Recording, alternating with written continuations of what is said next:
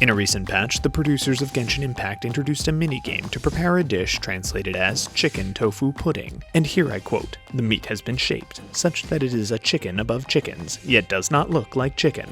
If I read that back with a Yoda accent, will it make more sense? A chicken above chickens it is. I guess not.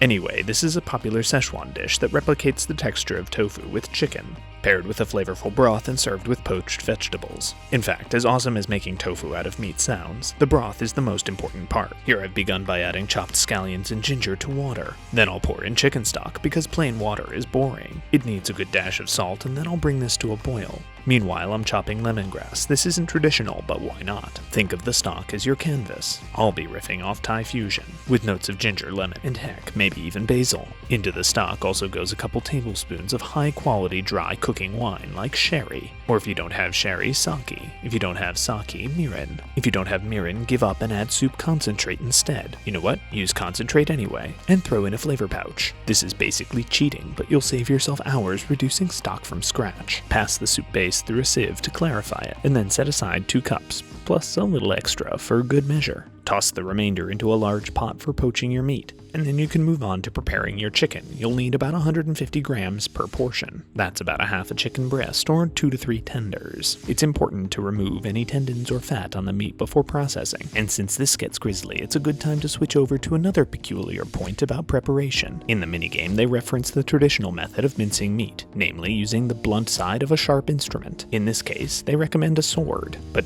who has a sword lying around their house? Obviously this guy. Loser. So let's just see how this goes. With a good old thwackety thwack, don't talk back, flippity flip, thwick thwickety thwick, splat and blat. Gotta be honest, this is nowhere near the most efficient way to get the job done, but it's a great exercise because this steel rod weighs a solid ton.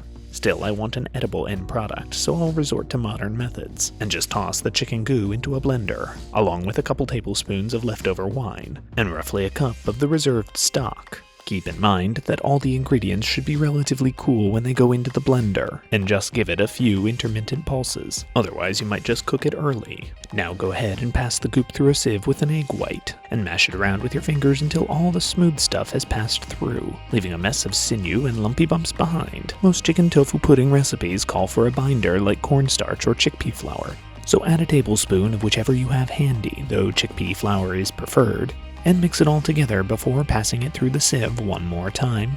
The final step that brings it all together is poaching the mixture in your stock that's been brought to a boil and then reduced to low, so it's just barely simmering. Ladle your chicken goo gently into the stock, and if you like a curdled texture, go ahead and stir lightly, otherwise it may be like a slightly firm dumpling. That's how I like it, so I'll let it poach undisturbed for about 8 minutes, adding basil and sprouts at the very end. Once we've sieved the floaty goobers away from our dumpling, we can move on to plating, which is a simple affair.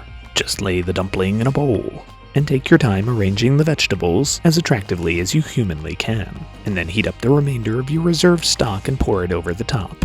Wolfberries are added as a garnish to indicate that this is a healthy dish, or possibly to confuse vegetarians even further into thinking this is really tofu, which would make for a great practical joke, but then they'd probably kill you.